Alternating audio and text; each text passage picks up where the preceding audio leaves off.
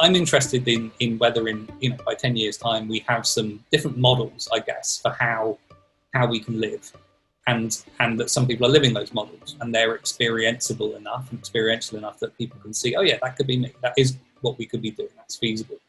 How do we make different ways of life, whether that's living in a more sustainable way, or traveling in a different way, or a different kind of work culture, or a different approach to our own health or mental health, or a different approach to the way we live in relation to the environment? How do we make that seem something that is actually possible and experienceable? I guess, how do we give people experiences of living in different ways so that they can reimagine their own life, or they can reimagine what's possible? We're going to see changes, some of them brought by circumstances, but some of them also brought by gradually people realizing that better ways are possible.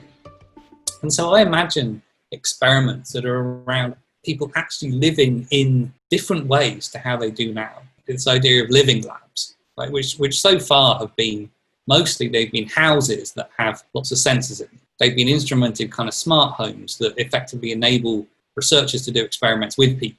Well, what happens if we give people better feedback on their electricity use? Or they're mostly centered around technology. But I think we could use the idea of living labs in a broader way to help people reimagine their own lives and how they live. They pledge to take part in these experiments where they live differently for a period. It's almost treating the future, or a future, as if it's already here, and living as if you're in a different world, or a different form of some basic structure in society.